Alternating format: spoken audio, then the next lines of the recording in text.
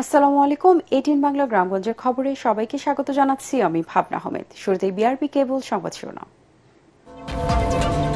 সংক্রমিত জেলাগুলোতে রোববার থেকে শুরু হচ্ছে হামের বিশেষ টিকাদান কর্মসূচি। 6 মাস থেকে 10 বছরের শিশুরা পাবে টিকা। সারা দেশে স্বাস্থ্যকর্মীদের ছুটি বাতিল। দেশের বিভিন্ন স্থানে অভিযান চালিয়ে অবৈধভাবে মজুত করা গত 24 ঘণ্টায় আরও 27,380 লিটার জ্বালানি তেল জব্দ। অভিযুক্তদের ভ্রাম্যমাণ আদালতের জেল জরিমানা। রাজধানী সহ সারা দেশে ক্রমেই বাড়ছে হামে আক্রান্ত শিশুর সংখ্যা। জ্বর হলেই আতঙ্কিত না হয়ে কাছের হাসপাতালে নেওয়ার পরামর্শ চিকিৎসকদের। এবং সরকারের ঘোষিত 5 বছরে 25 কোটি গাছ রোপণ কর্মসূচির অংশ হিসেবে দেশের বিভিন্ন স্থানে চলছে বৃক্ষরোপণ কার্যক্রম। শুনছিলেন বিআরবি কেবল সংবাদ শিরোনাম, এবারে বিস্তারিত। আগামী রোববার থেকে শুরু হবে হামের বিশেষ টিকাদান কর্মসূচি। পাবে 6 মাস থেকে 10 বছরের শিশুরা। এসব তথ্য জানিয়ে স্বাস্থ্যমন্ত্রী বলেন, হাম নিয়ে আতঙ্ক নয়, চিকিৎসায় সর্বোচ্চ গুরুত্ব দিচ্ছে সরকার। বাতিল করা হয়েছে সব স্বাস্থ্যকর্মীর সরকারি ছুটি। ধার নেওয়া হচ্ছে 2,19,00,000 টিকা। রিপোর্ট জানাচ্ছেন মাহবুব কবির চপল। হামের চিকিৎসায় ঘাম ঝরে যাচ্ছে আক্রান্ত পরিবারগুলোর। ছোট্ট শিশুকে নিয়ে ছুটতে হচ্ছে হাসপাতালে। কারো কারো গায়ে লাল র্যাশ উঠে যাচ্ছে।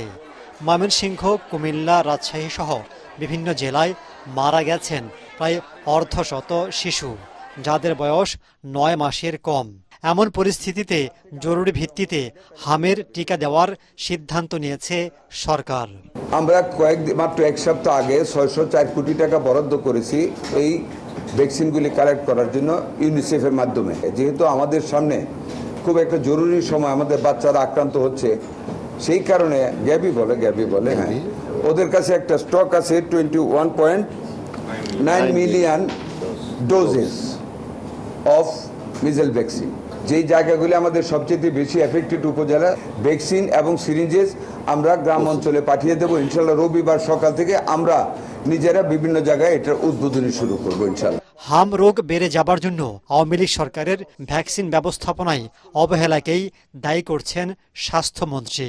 গত 17 বছরের অসতর্ক ব্যবস্থাপনার কারণে আমাদের এই বাচ্চা শিশু রোগীগুলিকে অ্যাকোমোডেট করা খুব কঠিন হয়ে পড়েছিল। 2020 ডিসেম্বর থেকে জানুয়ারি 21 পর্যন্ত 1 মাসের একটা ক্যাম্পিং মিজেল রিভেলার হয়েছিল। বাট এইটা কতটুকু সাকসেসফুল হয়েছে এটা আপনারা বিবেচনা করবেন। আমি অতীতের সমালোচনা করতে চাই না, তবে এটুকু বলবো যে আমাদের টোটাল জেনারেশনটা তখনকার কাভার করতে পারেনি। অসম্পূর্ণ অবস্থায় এটাকে আমাদের ধারণা শেষ করেছে। এবং স্বাস্থ্যমন্ত্রী জানান, সরকারি হাসপাতালে আইসিইউ, ভেন্টিলেটর সহ চিকিৎসা সরঞ্জাম বাড়ানোর উদ্যোগ নেওয়া হয়েছে। মিজেলসে কেন রোগী মারা যায়? মিজেলস থেকে নিউমোনিয়া হয়। নিউমোনিয়াতে লাংসের ভিতরে কিছু শ্লেষ্মা জমে যায়, লাংয়ের ভিতরে কম অক্সিজেন পাস হয়, যে কারণে নিউমোনিয়াতে যখন আক্রান্ত হয়ে যায় মিজেলসে রোগীগুলি মারা যায়। যত ভয়াবহভাবে মিজেলস আমাদেরকে আক্রমণ করেছে, আমরা তার চেয়ে দ্রুত গতিতে কিন্তু অ্যাকোমোডেট করার চেষ্টা করেছি। কিছু ক্যাজুয়ালিটিস হয়েছে, বাট অবশ্যই বলবো এটা আমাদের অনেকটা সার্থকতা। We have managed it properly. পরিস্থিতির উন্নতি না হওয়া পর্যন্ত সারা দেশে স্বাস্থ্যকর্মীদের ছুটি বাতিল করা হয়েছে বলে জানান স্বাস্থ্যমন্ত্রী। সমস্ত ছুটি ফিল্ড লেভেলের স্টাফদের আগামীকাল থেকে আমরা প্রত্যাহার করে নিলাম। মাহবুব কবির চপল, এটিএন বাংলা, ঢাকা। ডাক্তারি ভাষায় কি বলে? দেশের বিভিন্ন স্থানে অভিযান চালিয়ে অবৈধভাবে মজুত করা গত 24 ঘণ্টায় আরও 27,380 লিটার জ্বালানি তেল জব্দ করা হয়েছে। নারায়ণগঞ্জে পৃথক অভিযান চালিয়ে অবৈধ মজুত করা 13,980 লিটার ডিজেল জব্দ করেছে জেলা প্রশাসন ও বিজিবি। অভিযানে নেতৃত্ব দেন জেলা প্রশাসনের নির্বাহী ম্যাজিস্ট্রেট রাশেদ খান। বিজিবি 62 ব্যাটালিয়নের অধিনায়ক লেফটেন্যান্ট কর্নেল মির্জা মোহাম্মদ আরাফাত ও সদর উপজেলা নির্বাহী কর্মকর্তা এস.এম. ফয়েজ উদ্দিন অভিযানে উপস্থিত ছিলেন। এ সময় সিদ্ধিরগঞ্জের গোদনাইলে 9,100 লিটার তেল অবৈধ মজুদের দায়ে সিফাত গাজী নামে একজনকে 2 মাসের বিনাশ্রম কারাদণ্ড ও 6,000 টাকা জরিমানা করা হয়। অপরদিকে সিদ্ধিরগঞ্জের মেঘনা ডিপো সংলগ্ন এস ও বাসস্ট্যান্ড রোড এলাকায় একটি বাড়িতে অভিযান চালিয়ে 4,880 লিটার ডিজেল জব্দ ও নাসির নামে একজনকে ভ্রাম্যমাণ আদালতের মাধ্যমে 1 মাসের কারাদণ্ড ও 3,000 টাকা অর্থদণ্ড দেওয়া হয়। মাদারীপুরের শিবচরে দোকানের তালা ভেঙে 5,600 লিটার জ্বালানি তেল জব্দ করেছে ভ্রাম্যমাণ আদালত। শিবচর উপজেলার শেখপুর বাজারে এই অভিযান চালান উপজেলা প্রশাসনের নির্বাহী ম্যাজিস্ট্রেট ও সহকারী কমিশনার ভূমি শাইখা সুলতানা। পরে জব্দ করা তেল স্থানীয় কৃষকদের মাঝে ন্যায্য মূল্যে বিক্রি করা হয়। শরীয়তপুরের নড়িয়াতে অবৈধভাবে আনা 7,000 লিটার ডিজেল জব্দ করেছে ভ্রাম্যমাণ আদালত। গতরাতে উপজেলার ভোজেশ্বর বাজারে এই অভিযান পরিচালনা করেন ভ্রাম্যমাণ আদালতের বিচারক ও নড়িয়া উপজেলা সহকারী কমিশনার ভূমি লাকি দাস। এ সময় অবৈধভাবে ঝালকাঠি থেকে ডিজেল আনার জন্য জুয়েল সর্দার নামে একজনকে 10,000 টাকা জরিমানা করা হয়। মেহেরপুরে অবৈধভাবে মজুদের উদ্দেশ্যে রাখা 800 লিটার ডিজেল উদ্ধার করেছে প্রশাসন। এ সময় মোয়াজ্জেম হোসেন নামে একজনকে আটক করা হয়। স্থানীয়দের অভিযোগের ভিত্তিতে সদর উপজেলার ফতেপুরে গ্রামে মোয়াজ্জেম হোসেনের বাড়িতে অভিযান পরিচালনা করেন জেলা প্রশাসনের সহকারী কমিশনার এন্তামুল হক। রাজধানী সহ সারা দেশে ক্রমেই বাড়ছে হামে আক্রান্ত শিশুর সংখ্যা। এ পর্যন্ত আক্রান্ত অনেকেই সুস্থ হলেও চিকিৎসাধীন অবস্থায় মারা গেছে 3 শিশু। আগরগাঁওয়ের বাংলাদেশ শিশু হাসপাতাল ও ইনস্টিটিউটে ভর্তি 56 জন। হাসপাতালের পরিচালক জানান, এরই মধ্যে সুস্থ হয়ে ফিরে গেছেন 138 জন শিশু। জ্বর হলেই আতঙ্কিত না হয়ে কাছের হাসপাতালে নিয়ে যাবার পরামর্শ তাদের। বিস্তারিত জেমস হামিমের রিপোর্টে। হামে আক্রান্ত শিশুদের কান্নায় ভারী হয়ে উঠেছে রাজধানীর আগারগাঁয়ে বাংলাদেশ শিশু হাসপাতালের সংশ্লিষ্ট ওয়ার্ড। চরম ভোগান্তি আর দুশ্চিন্তা অভিভাবকরা, সেই সঙ্গে উদ্বেগের শেষ নেই স্বাস্থ্য খাতের সংশ্লিষ্টদের। পরিস্থিতি মোকাবেলায় সর্বোচ্চ চেষ্টা চালিয়ে যাচ্ছে চিকিৎসকরা। চিকিৎসকদের মতে, যেসব শিশু দীর্ঘদিন পুষ্টিহীনতায় ভুগছে, ঘাটতি রয়েছে ভিটামিন এ এর, সেই সব শিশুদের ক্ষেত্রে টিকার পরও হাম হতে পারে।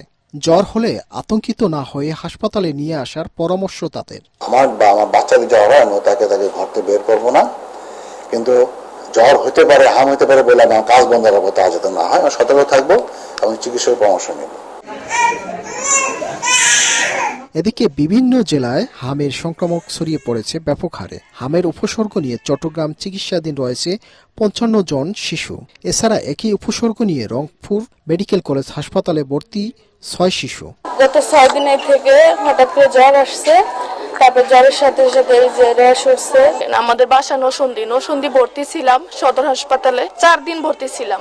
4 দিন ভর্তি থাকার পর আলহামদুলিল্লাহ একটু ভালো ছিল, তারপর ছুটি দিয়ে দিছে। 2 দিন পরেই আবার অনেক খারাপ হয়ে গেছে, তখনই হাম দেখা দিয়েছে।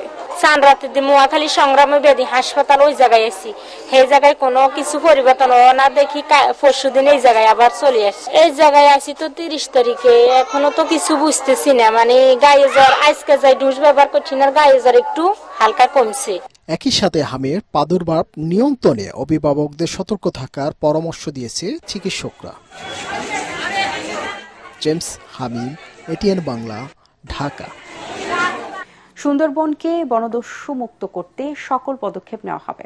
ইতোমধ্যে দস্যুমুক্ত করার জন্য র্যাব, বিজিবি, পুলিশ, সেনাবাহিনী এবং কোস্টগার্ডকে নির্দেশনা দেওয়া হয়েছে।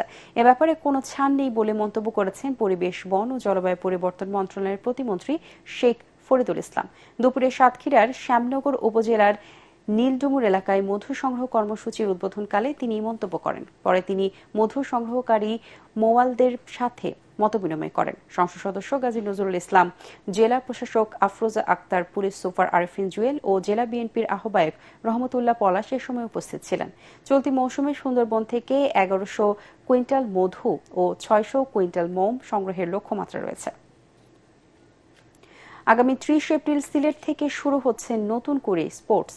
সিলেট জেলা স্টেডিয়াম থেকে দেশব্যাপী এই স্পোর্টসের আনুষ্ঠানিকতা শুরু হবে। উদ্বোধন করবেন প্রধানমন্ত্রী তারেক রহমান। নতুন করে স্পোর্টস উদ্বোধন উপলক্ষে সিলেটে এ ঘোষণা দেন ক্রীড়া প্রতিমন্ত্রী আমিনুল হক। আগামীতে 4র্থ শ্রেণী থেকে ক্রীড়া প্রতিভা খুঁজে বের করার প্রক্রিয়া শুরু হবে বলেও জানান তিনি। এর আগে প্রতিমন্ত্রী সিলেট পৌঁছে আন্তর্জাতিক ক্রিকেট স্টেডিয়াম ও জেলা স্টেডিয়াম পরিদর্শন করেন। সিলেট জেলা, সিলেট বিভাগ থেকে শুরু করে সারা বাংলাদেশের প্রত্যেকটি বিভাগ এবং জেলায় আমরা একই দিনে ইনশাআল্লাহ আমাদের এই নতুন করে স্পোর্টসের মাধ্যমে জেলা থেকে আমরা বিভাগীয় পর্যায়ে এবং বিভাগীয় পর্যায় থেকে জাতীয় পর্যায়ে গিয়ে আমরা এইখান থেকে যারা প্রতিভা অন্বেষণ করব, যে সকল প্রতিভাবান খেলোয়াড়রা বের হয়ে আসবে তাদেরকে আমরা সরকারের পক্ষ থেকে ক্রীড়া বৃত্তি প্রদান করা হবে ইনশাআল্লাহ। বরিশাল সিটি কর্পোরেশনকে দুর্নীতিমুক্ত ও সুন্দর নগরীতে পরিণত করতে সাংবাদিক সহ নগরবাসীর সহযোগিতা কামনা করেছেন সিটি কর্পোরেশনের প্রশাসক অ্যাডভোকেট বিলকিস আক্তার জাহান শিরে। দুপুরে বরিশাল প্রেস ক্লাবের সাংবাদিকদের সাথে মতবিনিময় সভায় তিনি সহযোগিতা চান। বরিশাল প্রেস ক্লাবের সভাপতি আমিনুল ইসলাম খসরু, সহসভাপতি হুমায়ুন কবির ও সিনিয়র সাংবাদিক নাসিম উল আলম সহ সর্বস্তরের সাংবাদিকরা এই সময় উপস্থিত ছিলেন।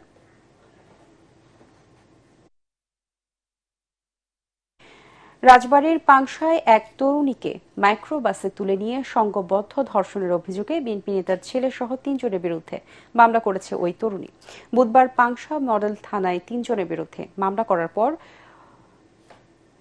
একজনকে গ্রেপ্তার করে। তার নাম রাশেদ। সে উপজেলার কলিমোহর ইউনিয়নের ধানুরিয়া গ্রামের আব্দুল মজিদের ছেলে। অন্য 2 আসামি হল পাংশা উপজেলার কুলটিয়া গ্রামের বাসিন্দা বিএনপি নেতা হাবিবুর রহমান রাজার ছেলে হাসিবুর রহমান অন্তর এবং পারনারায়ণপুর গ্রামের তাইজাল মুন্সির ছেলে বরকত মুন্সি। নিপীড়নের শিকার তরুণী কুষ্টিয়া জেলার বাসিন্দা। তাকে ডাক্তারি পরীক্ষার জন্য রাজবাড়ী সদর হাসপাতালে পাঠানো হয়েছে। গত 30 মার্চ বিকেলে পাংশার বৈশালা বাসস্ট্যান্ড থেকে তুলে নিয়ে তাকে ধর্ষণ করা হয় বলে মামলায় অভিযোগ করা হয়েছে। সরকারের ঘোষিত 5 বছরে 25 কোটি গাছ রোপণ কর্মসূচির অংশ হিসেবে দেশের বিভিন্ন স্থানে চলছে বৃক্ষরোপণ কার্যক্রম।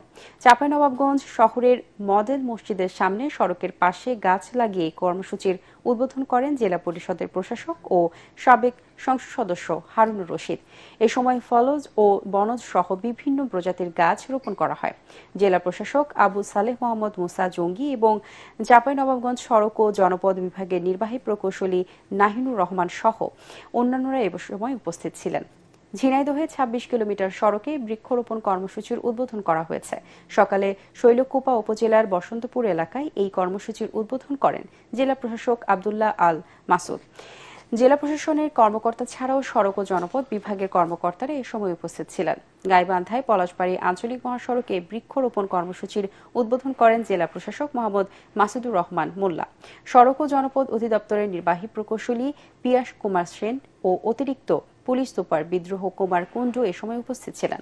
পরিবেশ ও বন মন্ত্রণালয়ের পরিকল্পনায় এই কর্মসূচি বাস্তবায়ন করা হচ্ছে। হবিগঞ্জের রাজনগর এতিমখানায় বৃক্ষরোপণ কর্মসূচিতে জেলা মুক্তিযোদ্ধা সংসদের আহ্বায়ক গোলাম মোস্তফা রফিক এবং সড়ক ও জনপদ বিভাগের নির্বাহী প্রকৌশলী জাকির হোসেন সহ সংশ্লিষ্ট বিভাগের অন্যান্য কর্মকর্তারা অংশ নেন। কর্মসূচির অংশ হিসেবে সেখানে 30টি গাছ রোপণ করা হয়। আয়োজকরা জানান এই উদ্যোগ চলমান থাকবে।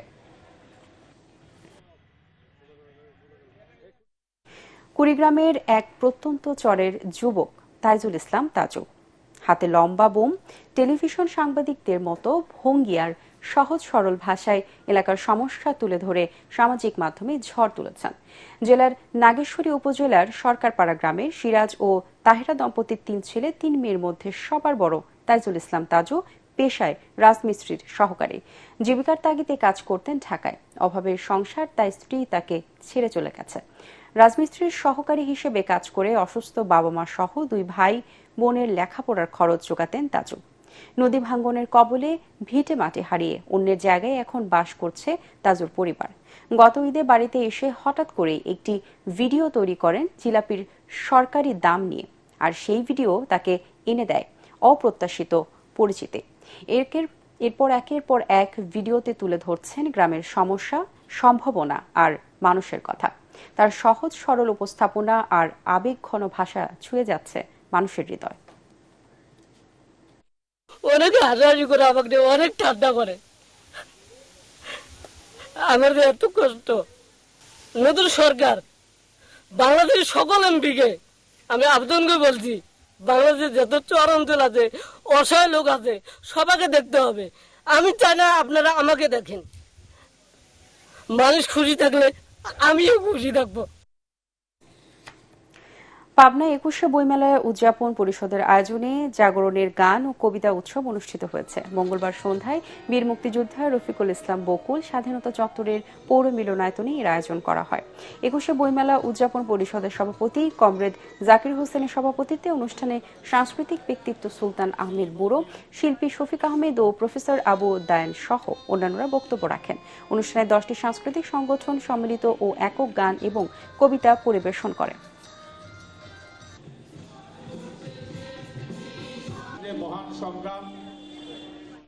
পরবর্তী সংবাদ দেখার আমন্ত্রণ জানিয়ে এখনকার মতো শেষ করছি এটিএন বাংলার সংবাদ। ইউটিউবে দেখতে ব্রাউজ করুন youtube/ATN বাংলা নিউজ। ধন্যবাদ সবাইকে।